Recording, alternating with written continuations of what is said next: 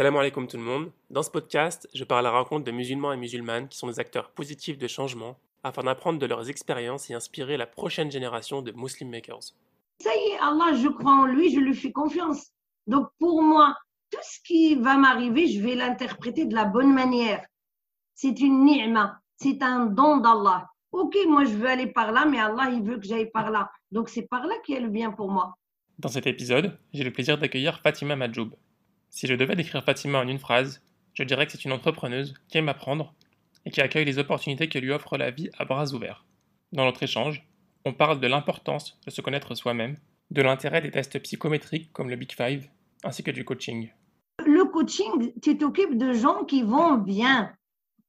Le but, c'est d'améliorer des choses dans leur vie, de les aider à trouver des solutions, de les accompagner à trouver des solutions. Il ne s'agit pas de les soigner. Là où il y aura problème, c'est quand le coach va recevoir des gens qui ont besoin de soins. Et c'est généralement le cas.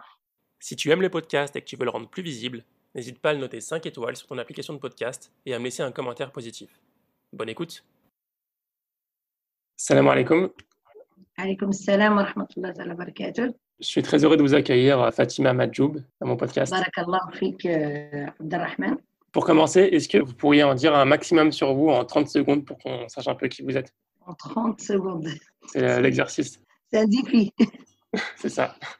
Qu'est-ce que je pourrais dire? J'ai toujours été entrepreneur. En réalité, si je devais me définir avec un mot, ça va être l'entrepreneuriat, au sens prendre des initiatives. J'ai fait un bac S et j'ai fait un DEUG de mathématiques. Moi, je viens du Maroc, donc je viens en France. J'ai un enfant. Je suis plongée dans la communauté de par qu'en venant en France, j'avais une ijaza de Coran. J'étais plutôt une personne timide qui marchait à côté des murs. Et donc, ça fait que je suis plus allée là où il y a une opportunité pour moi, sans même réfléchir, il y a une opportunité ou pas. Il y avait juste, on avait besoin de moi pour enseigner le Coran. J'ai une ijaza de Coran, j'enseigne le Coran. Tu vois, c'est simple. En un mot, une opportuniste depuis très jeune. Pas forcément. Je pars toujours d'un point de vue religieux et spirituel. J'ai toujours été quelqu'un élevé dans la religion. J'ai même pas de mérite en réalité parce que je viens d'une famille où le Coran c'est la normalité et mon grand-père est cheikh, ma grand-mère est cheikha, donc c'est normal d'apprendre le Coran. Et je viens même d'un milieu, c'est-à-dire même la ville, les gens. Je viens du Sahara marocain. L'apprentissage du Coran est très propagé. C'est un peu à la fois l'apprentissage à la manière traditionnelle marocaine, mais aussi à la manière mauritanienne. Donc, c'est la mahdara mauritanienne à l'époque. Et la mahdara, nous on dit la mahdara, on ne disait pas ni mauritanienne ni pas mauritanienne, c'est mahdara. Et donc, pratiquement, on va dire, les 2 tiers de la ville ont appris par cœur le Coran et l'autre tiers a appris rien qu'en écoutant le hizb du matin et du soir, comme dans tout le reste du Maroc. Donc, apprendre le Coran, c'était la normalité. Même d'ailleurs dans tout le Maroc. Aujourd'hui, au Maroc, il y a beaucoup de personnes qui sont des hafid de kitabillah. On appelle même le Maroc le pays du 1 million de récitateurs de Coran. C'est le pays où il y a le maximum de personnes qui connaissent par cœur le Coran. Et il y avait une tradition au Maroc qu'il y a encore aujourd'hui, alhamdoulilah, et je ne sais pas dans le reste du Maghreb, je pense aussi, c'est qu'on lit le Coran dans les mosquées matin et soir. Donc, ce qui fait les gens, même les illettrés, en assistant matin et soir au hizb, ils finissaient par apprendre les 60 hizb. Inch'Allah. Donc, ça m'a tout de suite mis dans ce qu'on pourrait appeler la communauté. Deuxième chose, je suis arrivée dans la maison de Cheikh Ahmed Al-Khattab à la mosquée d'Anières,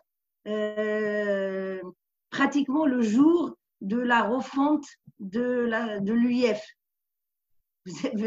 Donc, et Cheikh Ahmed Al-Khattab, il est connu dans la communauté comme étant une des personnes très actives à l'époque et qui est au début de l'associative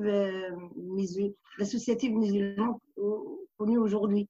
Et donc, automatiquement, je suis plongée dans dans ce mouvement, mais sans en avoir ni conscience, ni avoir fait, ni se disant je vais faire ça ou ça. C'est juste, on a besoin que j'enseigne le Coran. Il y a une prof absente. Fatima, il connaît le Coran par cœur. On lui demande d'enseigner le Coran. Il enseigne le Coran, ça lui fait plaisir. Elle se considère même comme c'est un don d'Allah, puisqu'Allah, le prophète a dit je suis moi dans une pensée toute optimiste et simple. D'accord. Est-ce que vous pouvez nous dire un petit peu qu'est-ce que vous faites actuellement? Justement, comment je suis venue à ce que je fais actuellement, c'est que je suis tombée grave. Le Coran, par exemple, je n'aurais jamais quitté jusqu'au jour où je tombe gravement malade et je perds carrément ma voix. Donc, pour quelqu'un qui enseigne le Coran, c'est quand même problématique. Et c'est là que je vais être plus orientée vers l'administration de l'école, des cours, etc., dans le cadre des mosquées. Et ça va me pousser à reprendre mes études de langue arabe et à valider un diplôme en langue arabe à l'époque. Ça m'a valu de travailler un tout petit peu à l'extérieur maintenant des mosquées et donc de travailler avec le centre des langues à Paris, de travailler un tout petit peu avec l'ENALCO, toujours en tant que vacataire, pas forcément en tant que titulaire, vous voyez. Mais ce diplôme en langue arabe obtenu à la Sorbonne, ça fait que voilà, tu es aussi investi dans la société française. Et ça m'a poussé d'ailleurs après à vraiment m'intéresser à la société et non plus uniquement à la communauté, mais à la communauté dans la société. Ce qui a aussi participé à ça, c'est que je suis passée de la mosquée d'Anières à la mosquée Ad-Da'wa à la rue de Tanger, où Cheikh Al-Arabi Kchat organisait des séminaires qui nous ont ouvert l'esprit et qui nous ont fait rencontrer, justement, c'est ça qui a fait que je me suis inscrite à l'université, c'est que voilà, j'ai rencontré des universitaires, j'ai vu qu'il y avait des musulmans qui ont fait des études, que voilà, nous avons en France des docteurs, nous avons en France des intellectuels, voilà, tu rencontres l'intelligentsia musulmane en France et t'entends parler d'autre chose que uniquement du dogme et de la pratique religieuse. Et même quand on entend parler de la religion, c'est une autre manière, c'est la pensée, c'est la philosophie, c'est l'histoire. Donc, ça m'ouvre le fait de me dire « Ah, je vais reprendre mes études et valider mon diplôme en langue arabe. » Donc, ce que je fais arabe et littérature orientale. Ça me permet plus tard de travailler avec aussi bien à l'intérieur de la communauté, donc les cours dans le cadre des écoles, dans le cadre des mosquées, plus tard d'être aussi de participer à la création des écoles musulmanes. J'étais avec les pionniers, on va dire.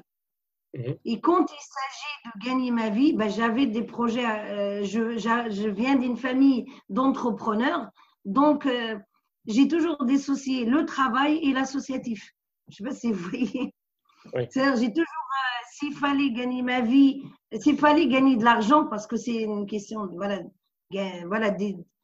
au début, je n'en avais pas besoin parce que mon mari assumait complètement.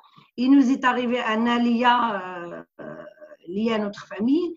Là, il fallait que j'apporte ma contribution. Ça n'a pas été de penser gagner ma vie dans le cadre associatif. Ça a été plus donner des cours à l'extérieur, donner des cours donner des cours à des étudiants, donner des cours dans des institutions si c'est possible. Ça a été comme ça jusqu'à 2004. Oh, bien sûr, j'ai plus le droit parce que je porte le voile. Et donc, du jour au lendemain, alors qu'avant, il n'y avait pas de problème d'intervenir dans ces institutions-là et d'enseigner parce que je faisais de l'enseignement. Dans beaucoup de cas, je participais à la traduction parce que j'étais dans l'ombre. Donc, il n'y avait vraiment pas de problème, surtout qu'on faisait quand même un effort de look, de relooking, tout ça, de passer inaperçu. Et vraiment, il y a une sorte de cassure. À partir de la loi sur le foulard. Voilà, c'est vraiment de 2004, moi dans ma vie, ça a été marquant. Même si ça a commencé bien avant, parce que ça commence dès l'affaire de Créteil. Justement, ça va me pousser à reprendre des études en sociologie parce que je voulais comprendre, vous voyez. Mais avant la sociologie, ça a été d'abord la pédagogie. Pourquoi? Parce que dans le cadre d'une autre mosquée, on me donne la responsabilité pédagogique de par mon ancienneté en tant qu'ancien prof, en tant que quelqu'un qui est très acteur associatif. Nous avions fait toutes les petites formations possibles et imaginables grâce aux frères et sœurs de la communauté qui nous a apporté des choses extraordinaires. Tous ceux qui faisaient l'intelligentsia musulmane à l'époque nous ont apporté beaucoup de formations et des choses très novatrices pour l'époque. Comme Dr Boudina, qui est un psychiatre qui a beaucoup contribué d'ailleurs à nous former en tant que prof, à apporter des nouvelles méthodes, à essayer de nous apporter les approches américaines, asiatiques, des nouvelles méthodes d'apprendre, etc., etc. Et tout ça, ça m'a intéressé à la psychologie de l'enfant et de l'adolescent, ça m'a intéressé à la pédagogie, mais ça a toujours été des petites formations. Donc c'est là qu'en 2004, j'ai voulu reprendre carrément des études. Et là, ça a été d'abord faire un DU en pédagogie, donc un DU en sciences de l'éducation et pédagogie. Le DU aujourd'hui, c'est devenu un autre DU, c'est à Descartes aujourd'hui, ils proposent plutôt un DU en neuroéducation, que j'ai fait d'ailleurs dernièrement. Et je fais tout le temps des DU parce que les diplômes universitaires, c'est court, ça apporte de la compétence, ça apporte de la connaissance. Et ça peut être en une année, en 2 ans, et on acquiert des… Et aujourd'hui, c'est facilité avec l'Internet, les cours par correspondance. Donc, si quelqu'un il aime apprendre, il ne va jamais arrêter. Dans quel contexte vous êtes arrivé en France? Dans quel contexte? Mariage, moi je me suis mariée, mon mari m'a ramenée. C'est tout, j'appartiens à une famille traditionnelle. Je vais venir comment? Je viens dans le cadre des regroupements familiales. Mariage très tôt, bac très tôt. Je ne sais pas, j'étais peut-être une enfant précoce, ou peut-être j'avais des facilités de par ma famille, ou peut-être, exemple, on a mis à apprendre le Coran, on a 3 ans, donc ce qui fait, moi j'arrive à l'école, je savais déjà lire et écrire. Donc automatiquement, on ne va pas me garder longtemps dans le CP, on me fait passer en 2e année. Plus tard, on me fait passer au CM2, donc voilà déjà 2 années de sauter. Au collège aussi, je sautais une année. Je me retrouve au bac à 15 ans. Wow. Avec 3 ans d'avance. Oui, avec 3 ans d'avance. Dans le cadre des études que je voulais faire, moi, je visais l'ingénierie. J'avais une idée bien précise, c'était les maths appliquées aux sciences. Parce que j'étais plutôt matheuse et donc j'ai fait d'abord un DUG de mathématiques. Parce que c'était la seule chose possible dans ma ville. C'est pas parce que c'est ce que je voulais vraiment. Mais comme mon père n'allait pas m'autoriser à aller dans la ville où il y avait les universités, les écoles, qui est la ville d'Agadir, et nous on est dans le Sahara, donc ça fait 400 km.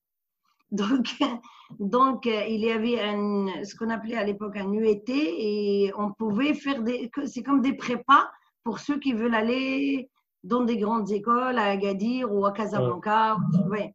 Et la seule chose que je trouvais, moi, potable, c'était les mathématiques.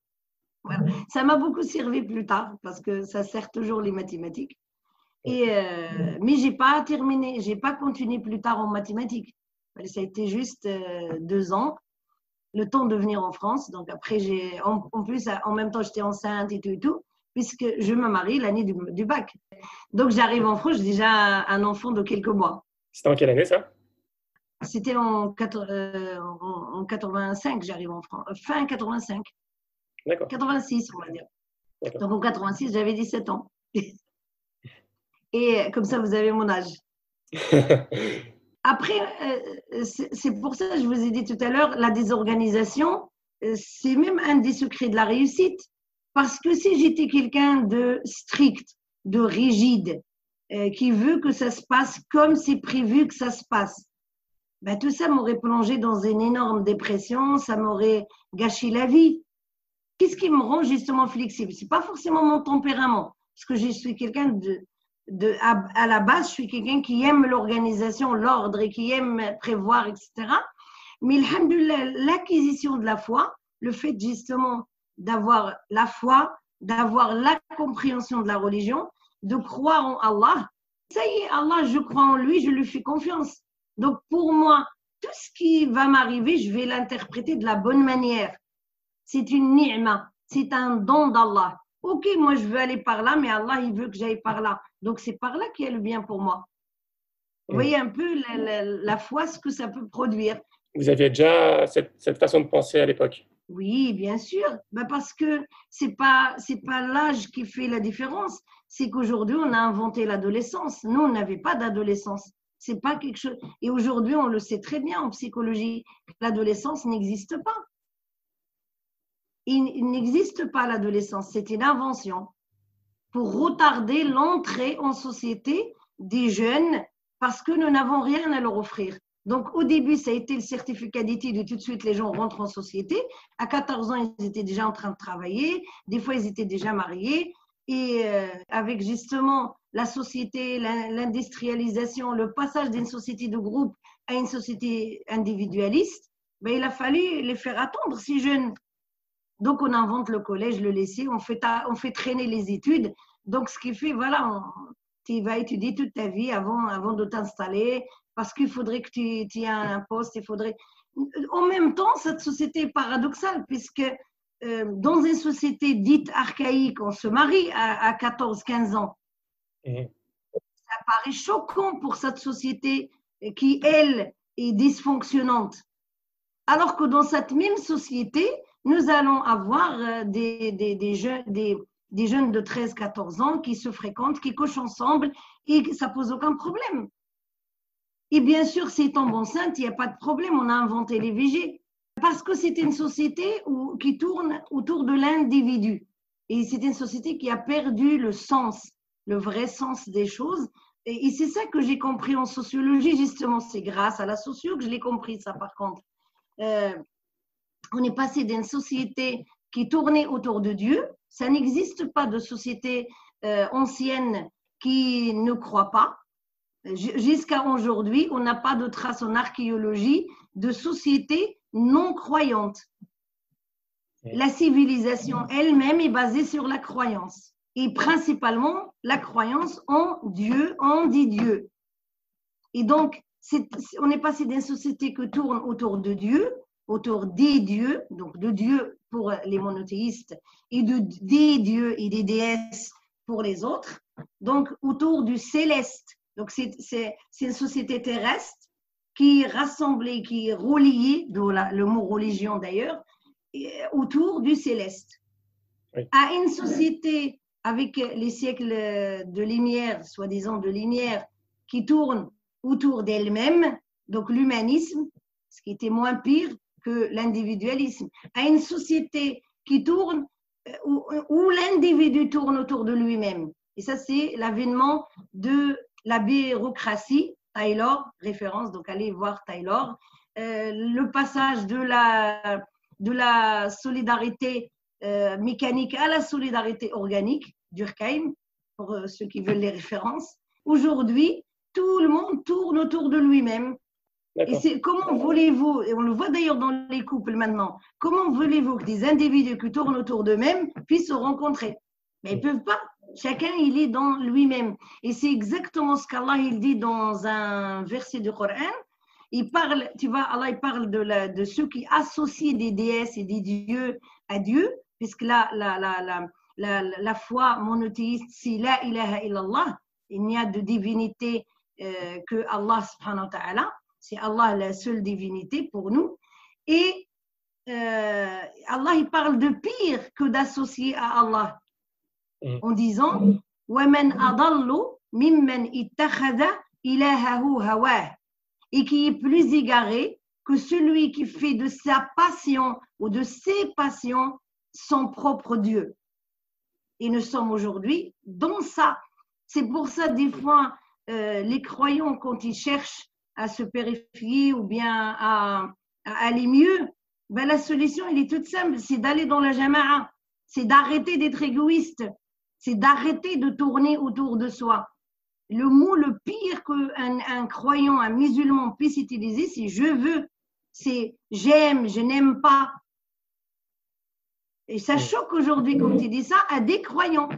Ah, donc j'ai pas le droit de m'épanouir. Ah, donc j'ai pas le droit d'avoir des envies. Ah, donc j'ai pas le droit de me réaliser. Et ça aussi, j'ai pas le droit, le droit, le droit.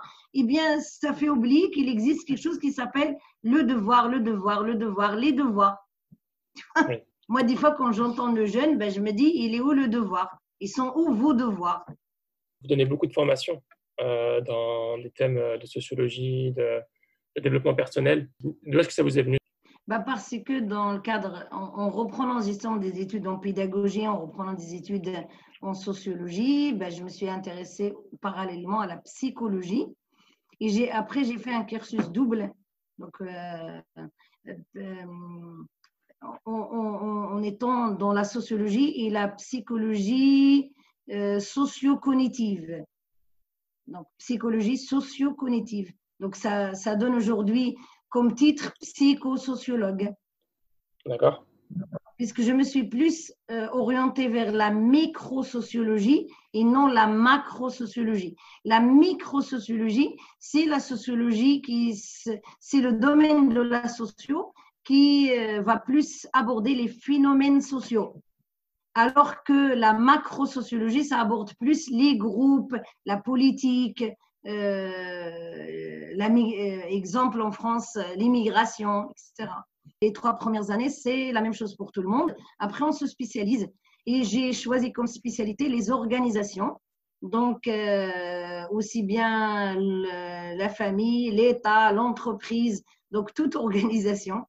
Ce qui m'a amené à mon vieux rêve, ça a toujours été l'école. Donc, moi, j'aime l'école, j'ai été prof. Et quand j'ai eu mon diplôme, je ne pensais pas retourner au travail avec l'école. Et c'est là que le risque aussi, c'est toujours le risque, subhanallah. C'est que mon premier poste, ça a été de travailler avec un bureau d'études. Et donc, eux, ils ont l'habitude de faire des études de marché, des audits, etc., etc.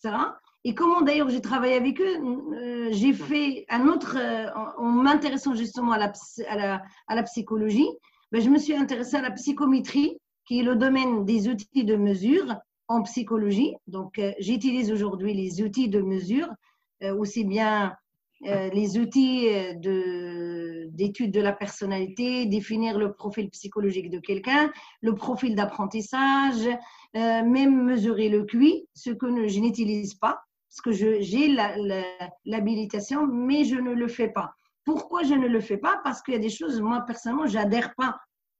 Tout le monde aujourd'hui croit que son enfant est surdoué. Donc, si je veux gagner ma vie, j'ai qu'à faire les tests de QI. Ça coûte 500 € généralement. Donc, voilà, vous êtes déjà riche. Mais quel est le but? À quoi ça va avancer les parents? Tu vois, c'est ça qui m'intéresse moi. C'est est-ce que derrière, il y a un gain pour l'enfant, il y a un gain pour le parent et ça. J'ai même moi-même eu affaire à ces tests-là, puisque mes 3 enfants ont été détectés soi-disant surdoués. Les tests ne nous ont servi à rien.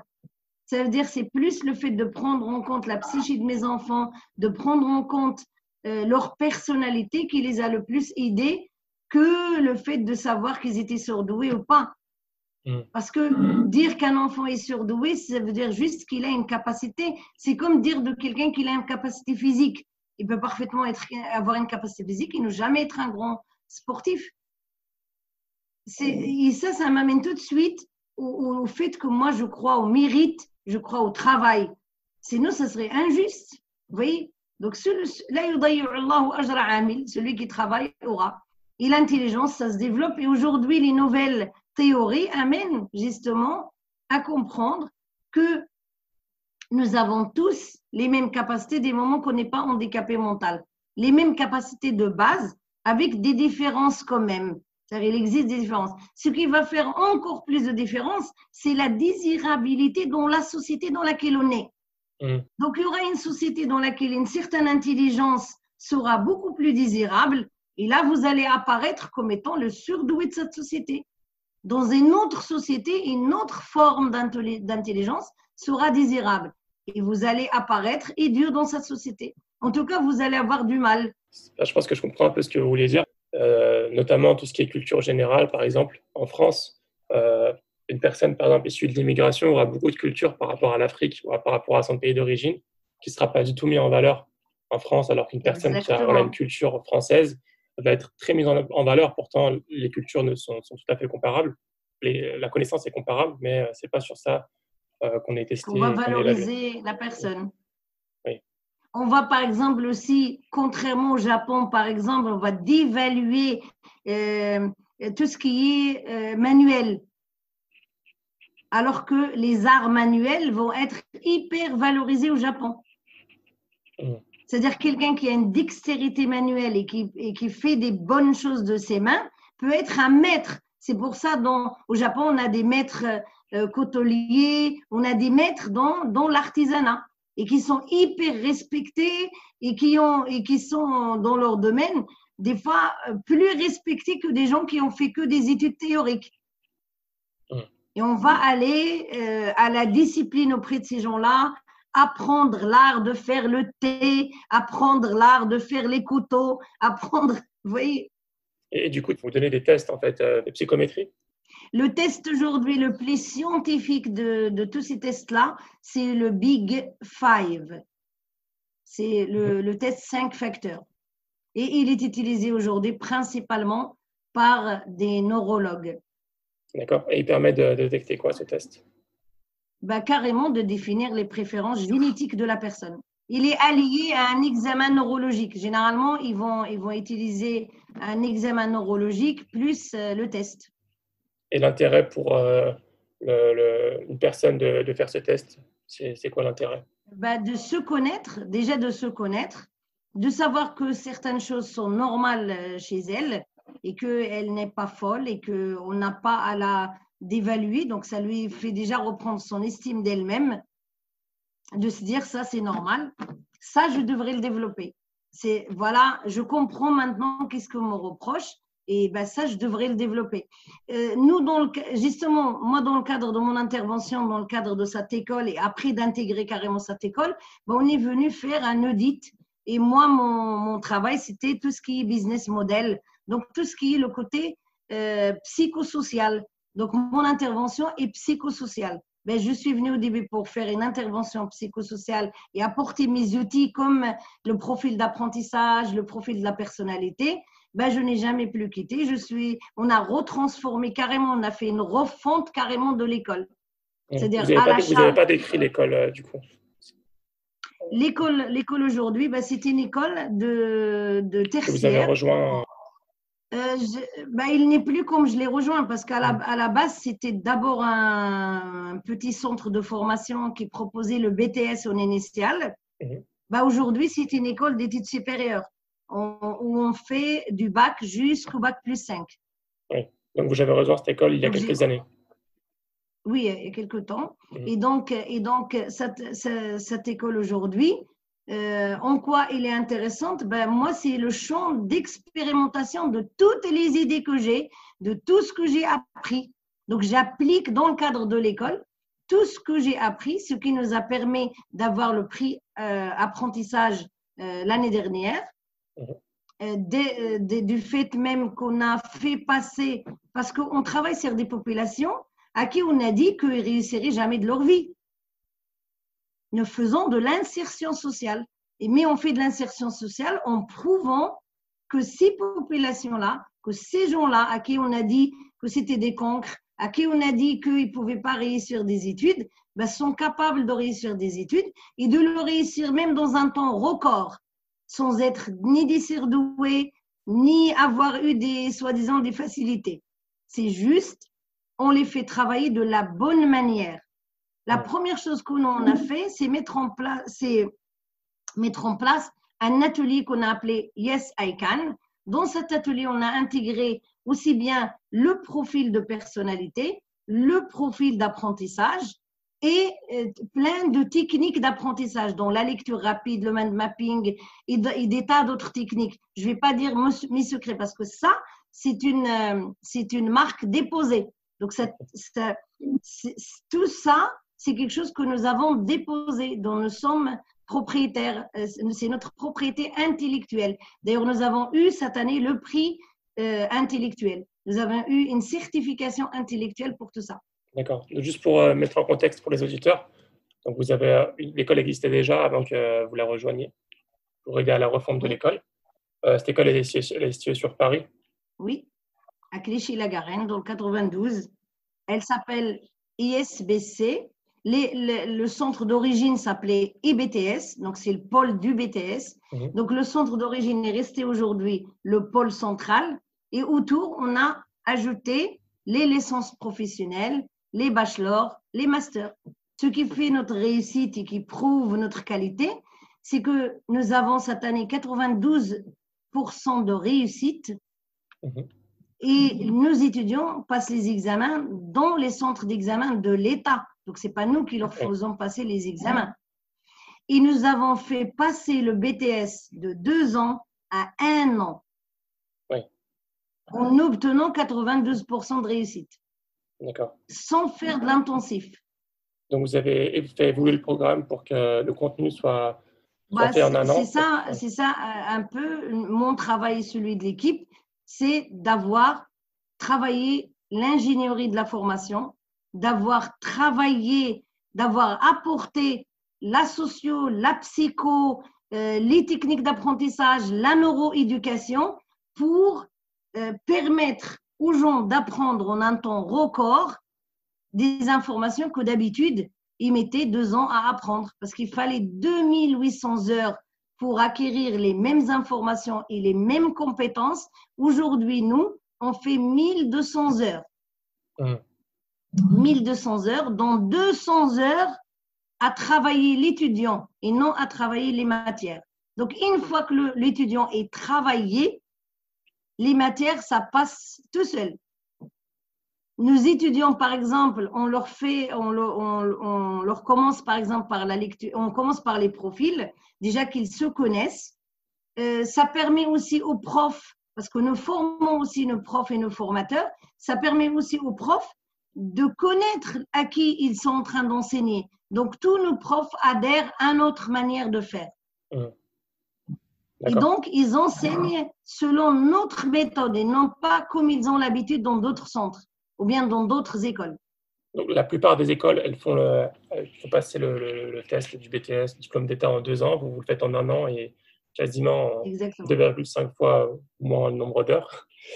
Et donc, vous commencez par justement tous ces tests de psychométrie. On commence par ça, ce qui fait qu'on sait à qui on a affaire pour qu'on puisse être efficace et rendre le cours efficace. Exemple de choses, en réalité, on est aussi sur une pédagogie alternative, donc c'est des cours participatifs. Donc le formateur ou le prof, il fait le cours avec les étudiants. Donc les étudiants sont adhérents des cours, ce qui fait que ça facilite largement l'apprentissage. On n'a pas besoin de toutes les répétitions parce qu'on a trouvé qu'il y avait trop de répétitions, on a enlevé toutes les répétitions. On travaille beaucoup sur l'acquisition de connaissances et non l'enseignement de l'information, parce qu'on s'est rendu compte que ce qui rend difficile l'enseignement, c'est qu'on fait des cours magistraux, on distribue de l'information et on essaie de faire rentrer dans le cerveau des gens de l'information à coup de répétition, à coup de sans adhésion de la part de la personne. C'est pour ça, pour nous, quand on va faire les tests d'entrée, ce n'est pas le niveau qui va être important, ni l'intelligence comme d'habitude certains la jugent. Nous, c'est la motivation. Tu es motivé, tu t'inscris, on ne voit pas de motivation chez toi, tu ne rentres pas. D'accord. 2 choses, il faut que tu sois motivé, travailleur.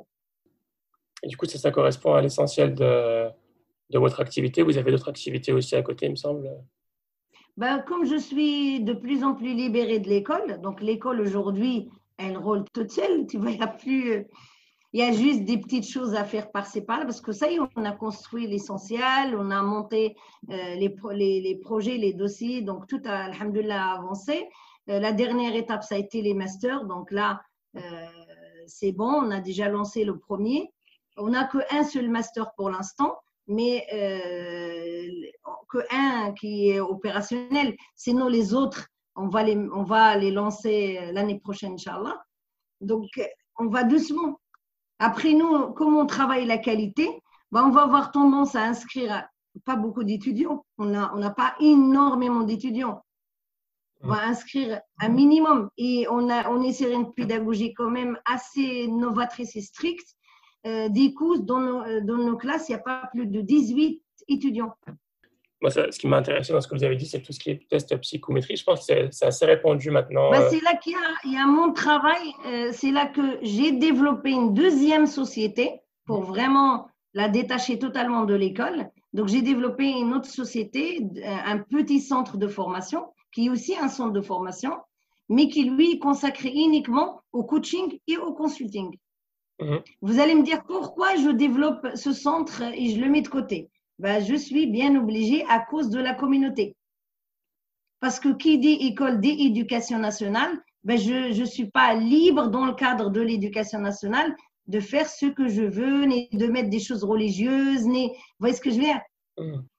Par exemple, si je fais une formation MBTI dans le cadre du centre de l'école, je ne vais jamais y aborder la spiritualité. Je vais faire hyper attention. Ça va pas être… ça va être le MBTI, point. Je ne vais pas associer à d'autres choses. Alors que si je fais dans le cadre des petits centres coaching consulting, ça s'adresse vraiment spécifiquement à la communauté. Le MBTI, c'est différent du test que vous parliez. Vous avez dit le Big Five juste avant. Oui, c'est un des tests. Justement, celui-là, c'est le plus connu parce qu'il y a plus de 120 tests différents dans le cadre de la psychométrie. Ces tests-là vont être utilisés en fonction de ce que nous voulons définir. Par exemple, si je veux définir le profil psychologique de manière générale, ça va être le MBTI. Si je veux le définir de manière spécifique pour une donnée précise, par exemple, je veux travailler le leadership, ça va être plus DISC. Je veux travailler le mode opératoire général, ça va être plus la processcom. Je veux travailler carrément les préférences génétiques. Là, ça va être le Big Five. Et ça, par contre, le Big Five, nous, on a accès uniquement à une partie parce que nous ne sommes pas des neurologues. Donc, nous n'avons pas accès à la totalité du Big Five. D'accord. Donc, typiquement, un client vient vous voir.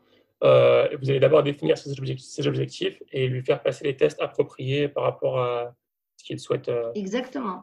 On pose d'abord la problématique, on clarifie avec lui sa demande et à partir de sa demande, il se peut même qu'on ne fasse pas les tests parce que j'ai plusieurs casquettes. J'ai une casquette aussi de thérapeute.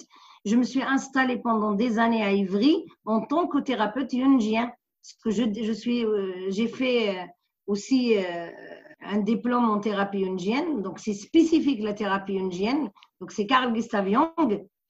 J'ai d'abord découvert le MBTI en réalité. En réalité, en 2004, je parlais de 2004, j'ai fait ma petite crise, j'allais pas très bien parce que voilà, on m'a pas renouvelé mon contrat, parce que il s'est passé aussi quelque chose dans ma vie par rapport à, je veux pas le dire, mais bon, c'est un drame quand même qui est arrivé dans la famille, une mort qui m'a marquée. Et donc, tout ça, ça chamboulait un peu ma vie. J'avais qu'une envie, c'était de rentrer au Maroc. C'était ça y est, on rentre là. Et mon mari aussi. Donc, on est parti au Maroc. En partant au Maroc, justement, je vais faire la rencontre de Dr Tariq Swaydan. Et ça, c'est grâce à un membre de ma famille qui devait y aller, qui était inscrit à une formation. C'était vraiment le début de Tariq Swaydan. Et ces formations, elles étaient vraiment très, très chères pour l'époque et inaccessibles. C'était uniquement les élites marocaines qui pouvaient accéder à ce genre, ou les élites arabes en général, donc des médecins, des ministres carrément, des parlementaires, des gens comme ça, qui s'inscrivaient. Parce que lui, dès le début, s'est inscrit dans « Je forme les élites arabes ». Tu vois ? Tariq Swaydan, est-ce que vous pouvez dire un peu rapidement c'est qui ?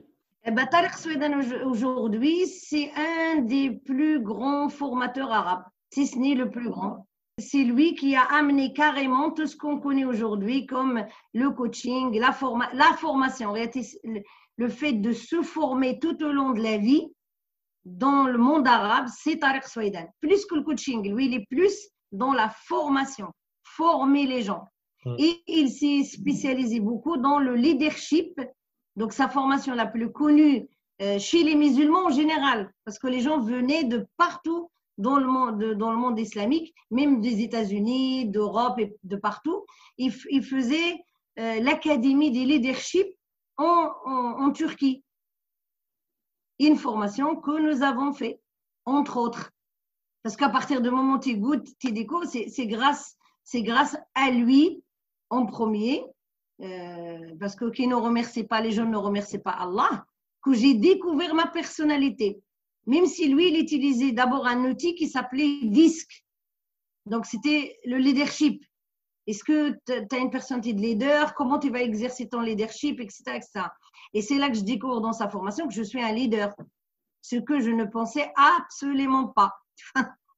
Dans sa formation aussi, je découvre deux grands du monde arabe et musulman, que sont Dr Moussa El-Jouaïsir, qui est le spécialiste du MBTI dans le monde arabe et qui est au Koweït. D'ailleurs, tout ce monde-là est au Koweït. Le Koweït, c'est le pays le plus développé des points de vue des apprentissages dans le monde musulman.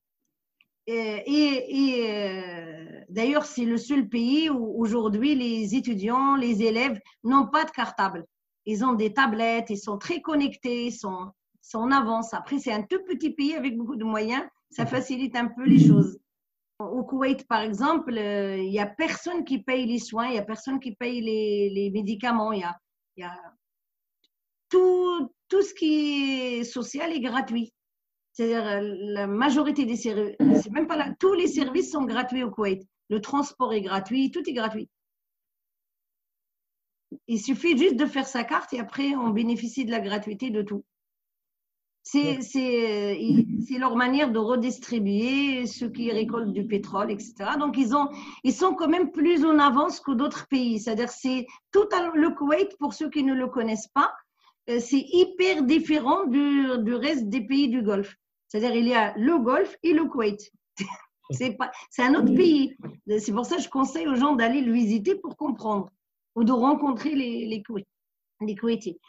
Et donc, je rencontre Moussa El-Jouaïsir qui, lui, va me faire mon profil plus, on va dire, c'est même pas Moussa El-Jouaïsir, c'est un de ceux qui travaillent avec lui. Parce que c'est pas lui directement. Donc, Adnan qui va faire mon profil MBTI, etc. Ça m'intéresse le MBTI parce que voilà, c'est très parlant. Tout de suite, j'ai adhéré, on va dire. Ça m'a tout de suite parlé. Et il nous a parlé après j'ai assisté à sa conférence où il nous a parlé de Carl Gustav Jung et je me suis dit, je veux ce monsieur, il faut que je le connaisse. Donc, j'ai lu tous les livres de Jung, même le livre rouge qui est quand même 15 volumes. Et qui coûte 1 000 € pour ceux qui veulent se le procurer. On l'a acheté en groupe. Donc, on est un groupe de passionnés, donc on a acheté le livre. Et il y a le livre bleu. Donc. Et ce qui m'a intéressé chez Jung, c'est cette connexion qu'il fait entre la psychologie et la religion. Parce que ce qui me mettait des freins, moi, pour aller vers la psychologie, c'est le rejet de Freud, l'athéisme. Pour moi, la psychologie, c'est le coffre. Vous voyez ce que je veux dire? Je viens de la religion, donc je ne vais pas aller vers quelqu'un qui dit, parce que M. Freud, il dit que la religion, c'est une aliénation. Donc, comment voulez-vous que je puisse adhérer? Donc, automatiquement, Carl Gustav Jung a allégé la situation et lui est religieux et ça m'intéresse son approche. Et c'est là que, même si plus tard j'étais obligée de faire la psychologie clinique, parce qu'en France on passe d'abord par la psychologie clinique, ben, je me suis plus orientée vers la psychologie cognitive et comportementale et je me suis plus tard orientée vers la thérapie jungienne, donc Carl Gustav Jung. Et c'est une autre manière d'aborder la thérapie, une autre manière, puisque le moteur, la chose la plus importante chez Carl Gustav Jung, c'est la foi, c'est la croyance. Et on travaille avec l'individu justement de s'accepter comme il est, d'accepter la providence, de voir le bienfait qu'il y a dans sa personnalité, qu'il y a dans son destin. Vous voyez ce que je veux dire? Donc ça parle totalement aux musulmans, tu vois, comme ça parle aux juifs, comme ça parle aux chrétiens. D'ailleurs, j'ai découvert ça avec les chrétiens. C'est aujourd'hui, pour ceux que ça intéresserait de faire un diplôme dans le domaine, même un master psychologie et religion, c'est l'Université catholique à Tours. D'accord, intéressant. Mais les gens, justement, je me suis rendu compte que les gens ne connaissent pas tout ça. C'est pour ça, mon travail aujourd'hui, c'est que je vais te recevoir. Il se peut que ta demande soit thérapeutique. Donc, je vais voir mes possibilités, moi, de faire de la thérapie avec toi. Parce qu'aujourd'hui, mes possibilités sont minimes. Donc, je n'ai plus un cabinet de thérapie. Donc, si je vois que ça demandera quelque chose d'un approfondissement, je vais plus t'orienter. J'ai un listing de personnes avec qui je travaille, de psychologues, de psychiatres, de coachs certifiés, diplômés, chez qui je vais t'orienter. Si c'est de la thérapie, je t'orienterai beaucoup plus vers des psychologues parce que c'est eux qui sont le plus adéquats. Si c'est de la thérapie brève, je peux toujours travailler avec toi. En réalité, la thérapie, dans les conditions dans lesquelles je suis aujourd'hui, je vais plus travailler avec certaines personnalités, pas avec d'autres. C'est-à-dire, je définis déjà, moi, le profil psychologique de la personne et je sais que certaines personnalités ont certains besoins auxquels je ne peux pas répondre aujourd'hui, étant donné ma situation aujourd'hui. Alors qu'avant, j'avais un cabinet de thérapie adéquat, où j'avais des canapés où tu peux même t'allonger, on pouvait travailler avec toi, tes traumatismes et tout ce que tu veux. Aujourd'hui, une des psychologues vers laquelle j'oriente beaucoup et que j'aime beaucoup et que je trouve qu'il fait un travail formidable, c'est Madame Fatma Mamouni. D'ailleurs, ce serait bien de l'interroger aussi. Parce que, machallah, il fait énormément de bon travail. Elle est spécialisée dans les traumatismes et dans l'autisme. D'accord, intéressant. Ah oui, c'est une femme hyper intéressante. Je te la conseille. Moi, la majorité de mes clients ou de mes clientes qui ont besoin d'une thérapie avec quelqu'un de sérieux, je recommande Fatma Mamouni. Ok. Et donc, la deuxième demande que je pourrais recevoir, c'est une demande plus de développement. La personne va venir, va dire je suis perdue, je ne sais pas si j'ai fait les bons choix dans ma vie, ça peut être par rapport à son couple, ça peut être par rapport à l'éducation de ses enfants, ça peut être par rapport à son métier, ça peut être par rapport à sa vie dans son entièreté. Donc, on va travailler les problématiques une à une et là, je commence toujours par définir le profil psychologique de la personne. Parce que ma phrase préférée, mon adage, c'est toi qui fais les choses. Ce ne sont pas les choses qui te font. C'est toi qui fais tes relations, c'est toi qui fais tes diplômes, c'est toi qui fais ton métier. Donc, si tu tout connais, t'inquiète, la moitié des choses déjà vont se résoudre. Déjà, tu vas comprendre pourquoi tu fais ce que tu fais, pourquoi tu répètes les mêmes choses, pourquoi. C'est ça l'enjeu en fait principal de tous ces tests, c'est d'apprendre à mieux se connaître pour mieux progresser. Et est-ce qu'on est obligé de passer par une personne spécialisée comme vous pour apprendre à se connaître et à faire ces tests-là? À se connaître. Pour faire ce genre de Est-ce test. qu'on est obligé?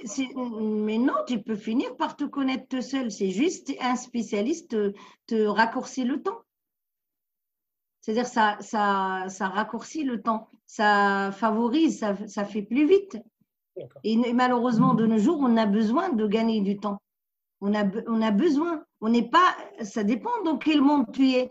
Si tu es dans ce monde de derviches qui tournent autour d'eux-mêmes, tu auras besoin d'un spécialiste parce qu'un monde malade demande quand même des spécialistes, des thérapeutes. Mais par contre, si tu es dans un village, dans l'Arzac, et avec tes brebis, ta femme, tes enfants, t'inquiète que tu vas bien te connaître. Parce que tu auras le temps de réfléchir à toi, tu auras le temps de t'observer, tu auras le temps d'écouter les autres. Donc, obligatoirement, tu t'inquiètes, tu feras tout seul ton introspection. Tu vas même philosopher. C'est comme ça d'ailleurs que les prophètes se retiraient, garder des moutons, se connecter à la nature.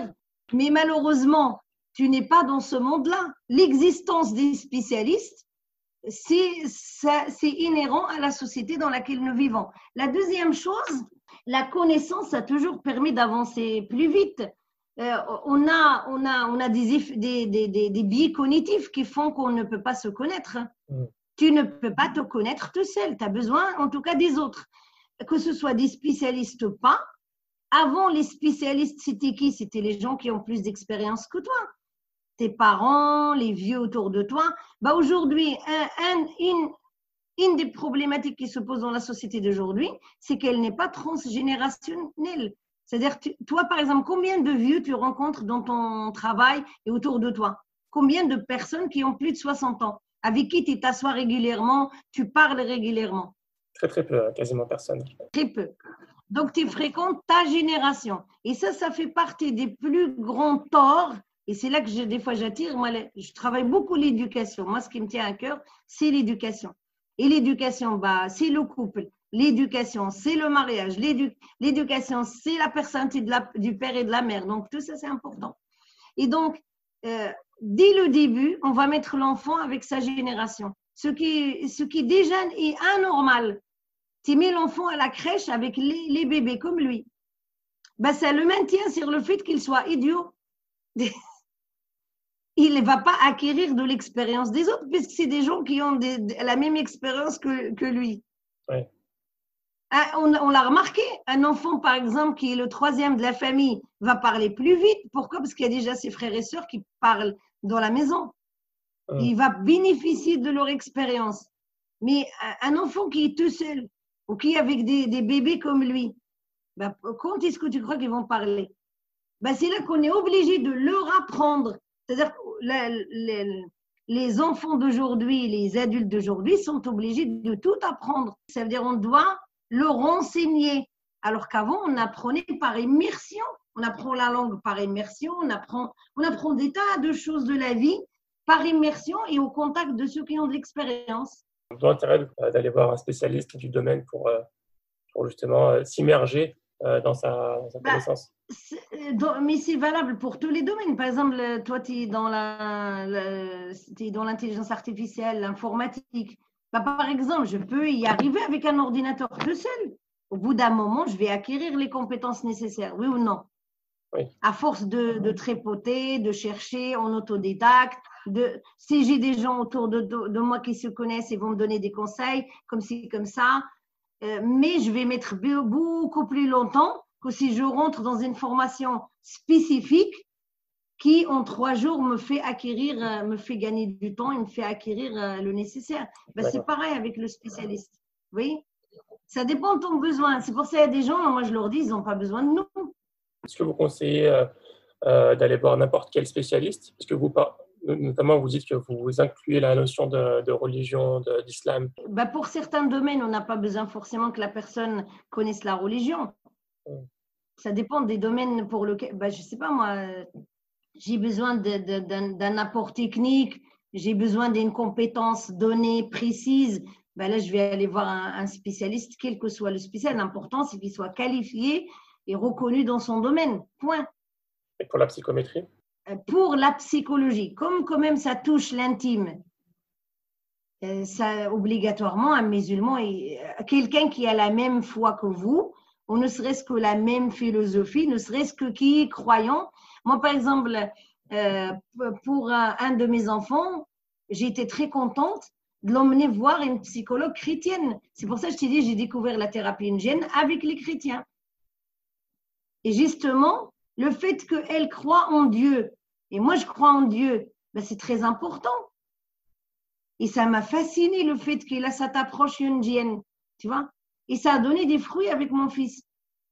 Parce qu'il avait des peurs par rapport à la nuit, tout ça, il y avait des choses.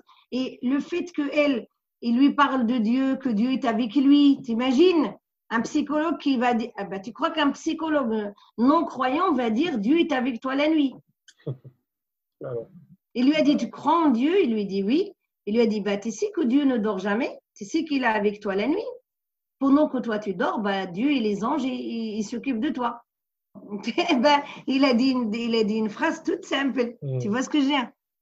Et pour lui, pourquoi par exemple ça a marché? Ça ne veut pas dire que nous, on ne lui a pas dit. Mais le fait qu'on l'a emmené voir un spécialiste, que pour lui, c'est un médecin qu'il connaît, tu vois, il fait confiance à l'expertise. Et bien, il s'est dit, mes parents l'ont dit, il le dit, ça y est, c'est vrai. Oui. Et du coup, vous, dans vos expériences, vous avez vu des changements radicaux chez des personnes, des transformations? Oui, ben là, par exemple, j'ai un message que j'ai reçu hier.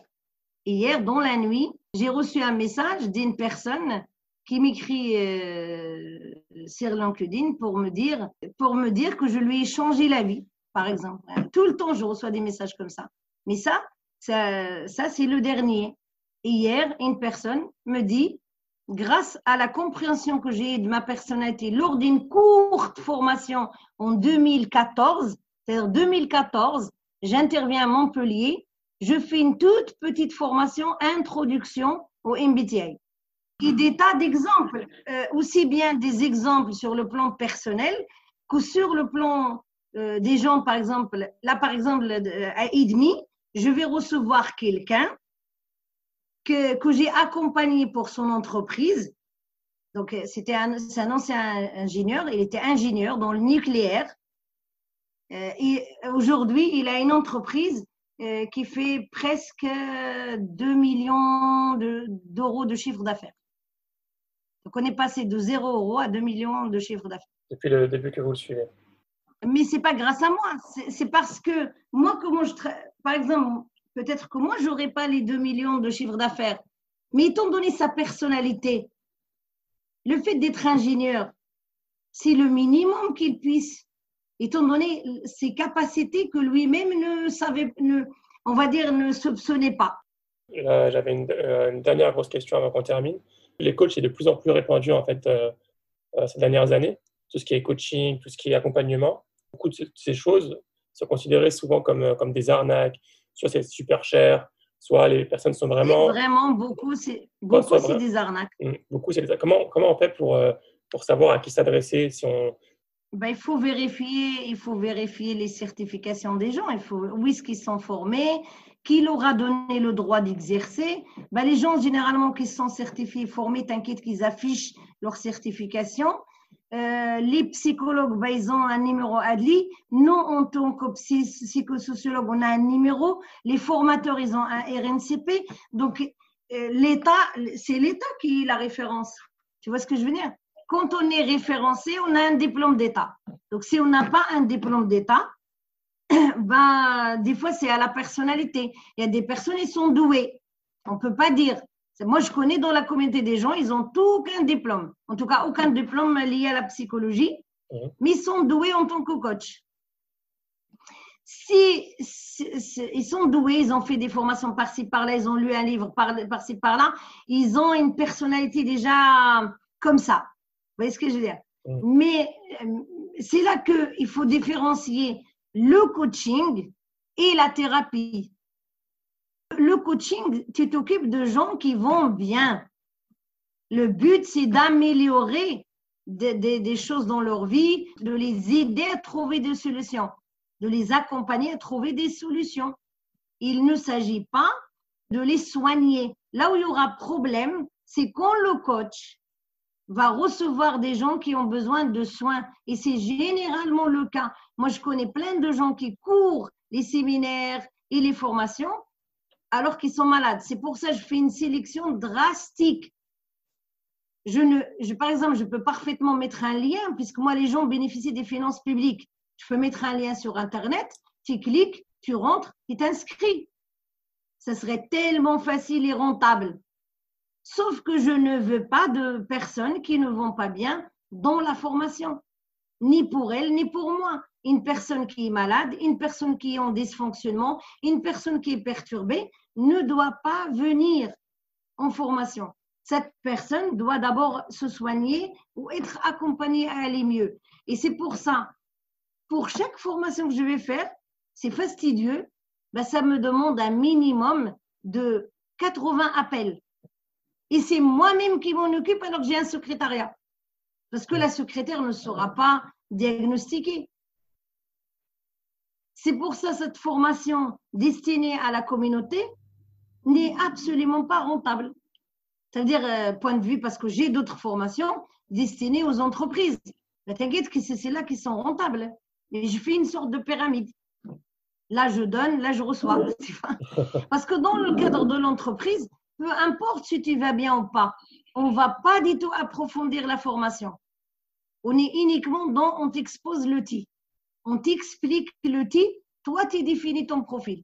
Alors que dans le cadre de la formation que je fais en interne, on va t'accompagner à explorer ta personnalité depuis le profil de base jusqu'au profil apparent. On va parler de la dynamique, on va parler de Carl Gustav Jung, on va parler religion. Donc, ça va être beaucoup plus riche et beaucoup plus approfondi. N'empêche que cette méthode marche très bien parce que y a des gens qui vont dire « Ah, tu es entrepreneuse et c'est pas rentable. » Non, c'est pas rentable directement. Mais n'empêche que moi, je suis dans une stratégie différente qui est une stratégie, on va dire, humaniste, une stratégie éthique qui va amener que mon client va rester mon client à vie à peu près. Puisque je change sa vie, que lui-même, il est gagnant. C'est-à-dire, tout euro qu'il aura investi, la majorité, ils ne regretteront pas un seul euro qu'ils auront investi parce que c'est hyper rentable pour eux. Oui. Ça les fait avancer eux-mêmes. Et ça, que ce soit du point de vue personnel ou du point de vue professionnel, ils ne sont que gagnants. Parce que c'est de l'investissement que je fais en eux et c'est de l'investissement qu'eux, ils font sur eux-mêmes. Oui. On a fait un peu le tour du coup des questions que je voulais te poser. Avant qu'on termine, est-ce que tu as un livre que tu souhaites recommander à notre audience qui t'a particulièrement marqué, qui soit accessible? Un des livres qui m'a marqué, c'est un livre sur qui fait le lien justement entre la psychologie et la religion. Et c'est un livre sur Jung, sur Carl Gustav Jung. On va dire que ça m'a marqué dans mon domaine. Ça ne veut pas dire que c'est le livre qui m'a marqué le plus. Oui. Tu vois ce que je veux dire? Mm. Mais c'est un livre qui m'a marqué dans mon domaine. C'est Jung et la religion. C'est comme ça que ça s'appelle. Jung et la religion. Voilà, Carl Gustav Jung et la religion. Donc, comme il y a le livre de Jung, pour ceux que ça intéresserait d'aller dans mon domaine, Ma vie, le livre de Jung, Ma vie, où justement, il nous raconte sa vie, mais en même temps, il nous raconte la religion, il nous raconte plein de choses. C'est-à-dire, il dit plein de choses en même temps qu'il parle de son domaine et de sa vie. Après, je suis marquée aussi par des lectures en sociologie. Par exemple, le livre qui m'a le plus marqué en sociologie, c'est le livre de Bourdieu, Les héritiers. Et ça, c'est un livre à lire pour comprendre comment la société se reproduit et pourquoi c'est toujours les mêmes qui sont au pouvoir et pourquoi c'est eux qui réussissent à l'école et pourquoi en réalité l'école, ça reproduit la société. Par exemple, dans le concours de médecine, celui dont le Kafka traîne sur le Kafka m'a beaucoup marqué aussi. Celui dont Kafka traîne sur le canapé aura de meilleures notes que celui qui n'a jamais lu un livre de sa vie ou qui n'a pas été intéressé par les classiques. Si un auditeur a des questions ou veut vous contacter sur un sujet précis, est-ce que vous avez un email à disposition? La personne peut me contacter sur le mail. C'est info@coaching-du6 consulting.fr. info@coaching-du6 consulting.fr. Pour tout ce qui est formation que vous faites à travers l'école ou bien ceux qui sont intéressés par avoir des informations sur l'école? Pour l'école, nous avons les deux sites de l'école. Donc, il y a le site de l'école et il y a le site du centre IBTS. Donc, je peux t'envoyer les liens des deux sites. Je mettrai en description. Même si on est en train de construire un nouveau site. C'est-à-dire ça, c'est des sites qui vont rester là pour l'instant. Parce qu'on avait fait des sites très fonctionnels, mais pas très beaux, pas très extraordinaires, mais qui sont très fonctionnels pour l'inscription. Maintenant qu'on a un tout petit peu plus de moyens, on est sur un site beaucoup plus grand et beaucoup plus fonctionnel. Je vous remercie en tout cas pour votre temps, c'était super intéressant. Barakallahu fik. Barakallahu fik. Salam alaikum. Salam alaikum. Merci d'avoir écouté cet épisode, j'espère qu'il t'a plu. Si c'est le cas, encore une fois, n'hésite surtout pas à le partager à ton entourage et aussi à mettre 5 étoiles sur iTunes si ce n'est pas déjà fait ou sur ton application de podcast. À dimanche prochain, Inch'Allah. Salam alaikum.